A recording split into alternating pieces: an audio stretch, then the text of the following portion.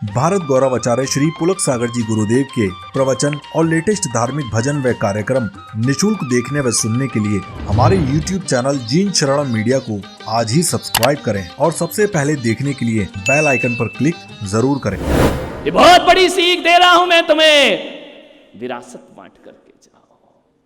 नहीं दोगे तो आए दिन सारा पैसा कोर्ट अदालत और कचहरी में चला जाएगा। ध्यान रखिए, आपसे निवेदन है। यही गलती हमारे बुजुर्गों ने की, यही गलती हमारे पूर्वजों ने की है, तभी तो आज तीर्थों पर मंदिरों पे झगड़े हो रहे हैं। और यही गलती कोई एक व्यक्ति ऐसा कर जाता है जो मेरे देश को बांट देता है, दो टुकड़े कर देता है, पाकिस्तान और हिंदुस्तान बना देता है। टुकड़े तो कर देता है लेकिन वसीयत ढंग से लिख के जाता तो आज हम भुगत नहीं रहे होते आतंकवाद इस धरती पर। ध्यान रखना, आज जो देश भुगत रहा है, आज देश में आतंक के साए मंडरा रहे हैं। आजादी का जश्न भी आजादी से नहीं मना पा रहे हैं। हमें हर जुलूस निकलता है तो एक डर रहा करता है, एक भय रहा करता है। हमारे त्योहार पुलिस सिक्योरिटी में मनाए जाते हैं। ध्यान रखना, जब तक पुलिस ना लगे तब तक हम कोई जुलूस नहीं निकाल सकते हैं। ध्यान रखिए, विचार करना है। आज आपसे निवेदन है, जब हिंदुस्तान पाकिस्तान का बंटवारा हो ही गया था तो वसीयत का भी बंटवारा हो जाना चाहिए था कि हिंदुस्तान में रहने वाला हिंदू होगा, वहां जाने वाला सब मुसलमान होगा। लेकिन ऐसा नहीं हुआ इस देश में। आज भुगत रहा है 75 साल से ये देश। उनने गलती की है। मान्यवर, मैं आपसे निवेदन कर रहा हूं, ऐसी गलती आप अपने परिवार में करके मत जाना। ध्यान रखिए, कुछ ना कुछ व्यवस्थित करके जाना, सब कुछ बिल्कुल दिमाग से व्यवस्थित करके जाना। और ऐसा करके जाना कि तुम्हारे मरने के 50 साल बाद भी उस घर में किसी वकील की जरूरत ना पड़े। ध्यान रखिए, ऐसी व्यवस्थाएं आपको घर में करके जाना चाहिए। कौन बोला वकील साहब फिर हमारे धंधे का क्या होगा? नहीं, तुम्हें मरने के बाद क्यों, मैं चाहता हूं कि तुमको जीते जी लोग अपने घर में बुलाएं। ध्यान रखना, तुम्हारे बिना तो चलना ही नहीं है जिंदगी। ध्यान रखिए, क्या सौंपते हैं? वसीयत सौंपो। एक बात याद रखना, मैं संत हूं, मेरे पास भी कुछ वसीयत है, मैं सौंप करके जाऊंगा। जाने से पहले ये गला ऐसे ही नहीं फाड़ता हूं मैं। ये मेरी जिम्मेदारी है कि जिस समाज की रोटी खाई है, जिस समाज का पानी पिया है, जिस समाज ने हमें भगवान की तरह पूजा है, उस समाज को मैं कुछ ना कुछ दे करके जाऊं तो शायद उसकी पूजा से मैं उऋण हो सकता हूं। ध्यान रखिए, मुफ्त की रोटियां नहीं खाता है संत, मुफ्त का अंजलि भर पानी नहीं पीता है संत। कुछ ना कुछ तो इस पीढ़ी को देकर जाता है। फर्क इतना है कि मेरी वसीयत कुछ अलग तरह की वसीयत है। मेरी वसीयत मेरी नहीं, मेरे महावीर की वसीयत है। ध्यान रखना, और आपकी वसीयत आपके माता पिता की होती है। दोनों में फर्क इतना होता है कि आपकी वसीयत में धन दौलत होती है और मेरी वसीयत में धन दौलत नहीं होती है। मेरी वसीयत में कुछ नसीहतें होती हैं, और ये नसीहतें स्वीकार कर लो तो दुनिया की किसी वसीयत की जरूरत नहीं हुआ करती है। मैं नसीहत की वसीयत लेकर के घूम रहा हूं, मैं तुम्हें नसीहतें दे रहा हूं। भगवान महावीर 2600 वर्ष पहले हमें भी कुछ नसीहतें दे करके गए थे, कुछ वसीयत दे करके गए थे। हमने उसे आज भी संभाला है। महावीर के 2 पुत्र हुए। भगवान महावीर ने 2 संतानों को जन्म दिया।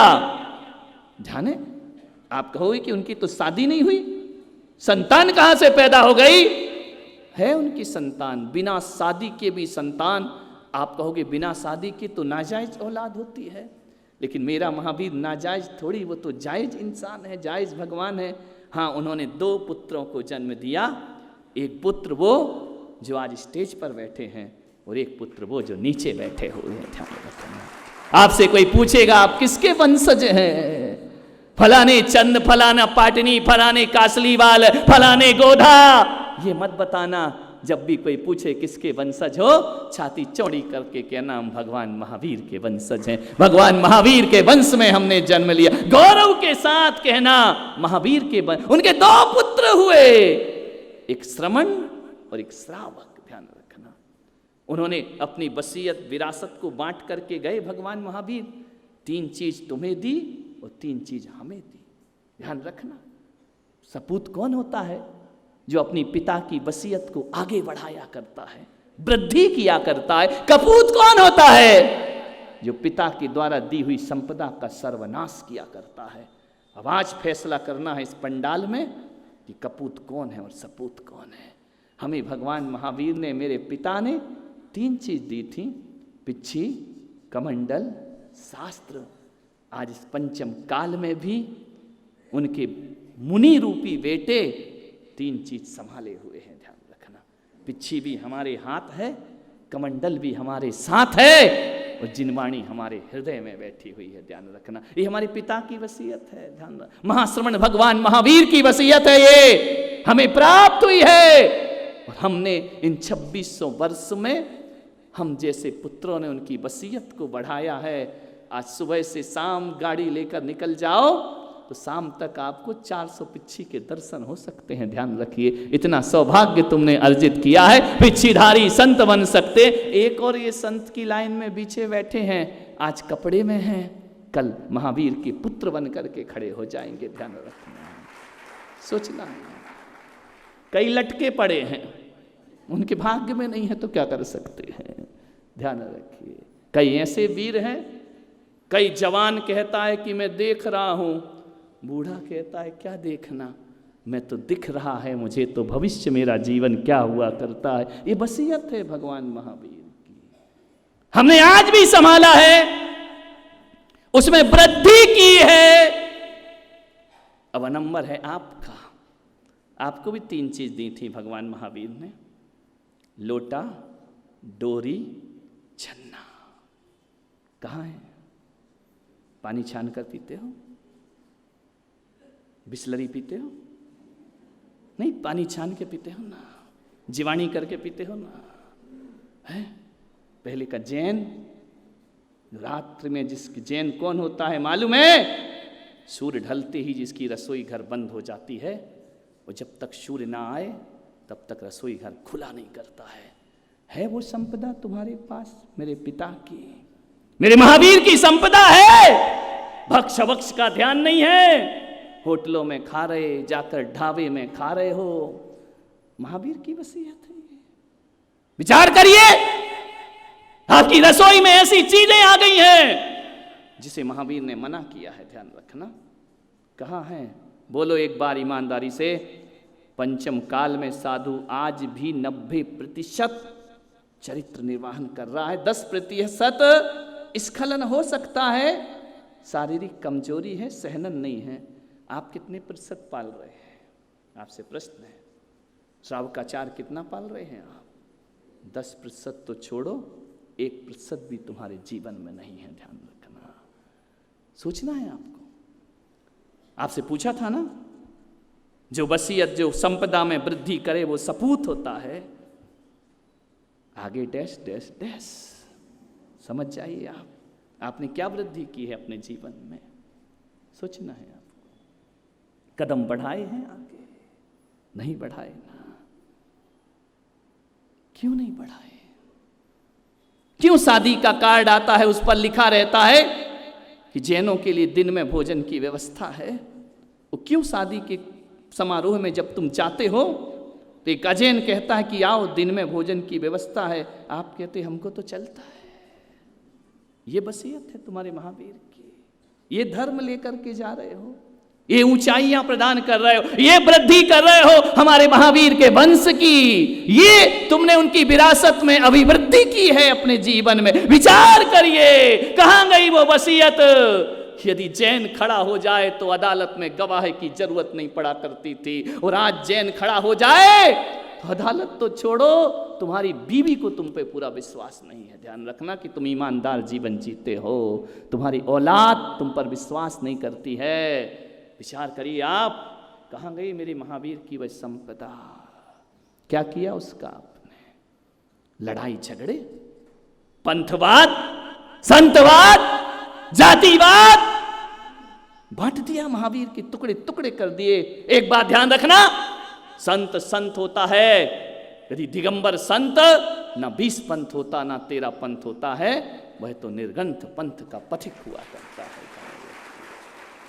आज हम संतों ने जोड़ रखा है समाज को, हम किसी भी परंपरा में दीक्षित हो जाए, दिगंबर समाज का सन्यास वो सन्यास है कि हमारे कोई भी पंथ के लोग हों, चाहे 20 हो चाहे 13 हो, मुनि महाराज उनके वही हुआ करते हैं। मुनि महाराज नहीं बटा करते हैं, मुनि वही है, चर्या वही है, वही 28 मूल गुण है, वही उनका चरित्र है। पूजन पद्धति में लड़ाई हो सकती है, लेकिन हमारे चरित्रों में कभी कोई लड़ाई नहीं हुआ करती है, ध्यान रखना।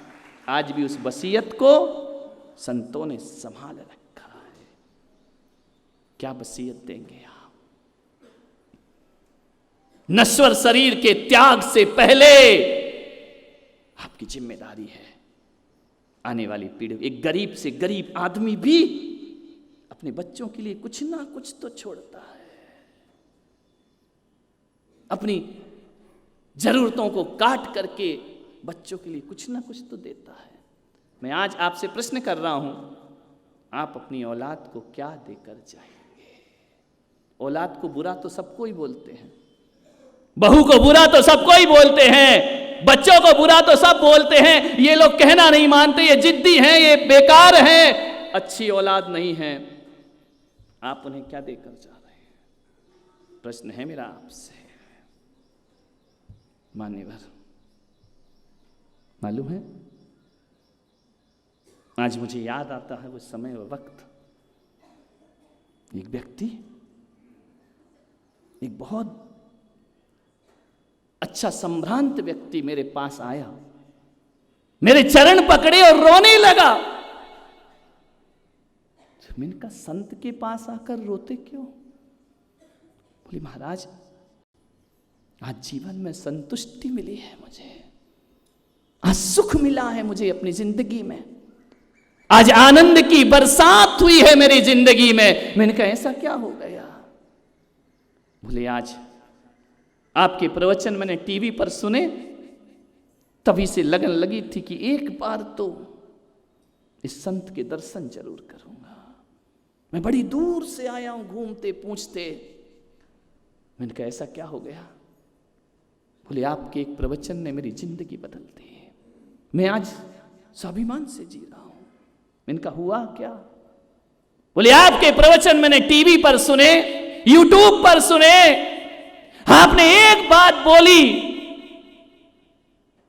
कि जिंदगी को ऐसी जियो जिंदगी को कि दूसरों के लिए प्रेरणा स्रोत बन सको। महाराज, मैं बेईमानी करता था, नंबर 2 करता था, मैं झूठ बोलता था, ऐसा कोई पाप नहीं है जो मैं नहीं करता था। लेकिन आपके प्रवचन सुनते सुनते मुझे लगा कि मुझे अब अपनी जिंदगी बदलना चाहिए। बहुत हो गया ये जीवन जी करके, जो शेष बचा है इसे संवारना चाहिए। महाराज, मैंने उस दिन से संकल्प लिया कि मैं किसी भी गलत काम को नहीं करूंगा। फिर क्या हुआ?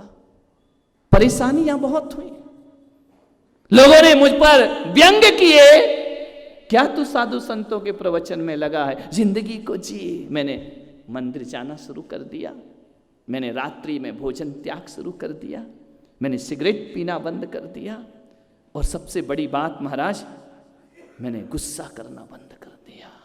मैंने कहा, क्रोध छोड़ दिया? हाँ महाराज, मैं अब गुस्सा नहीं करता हूं।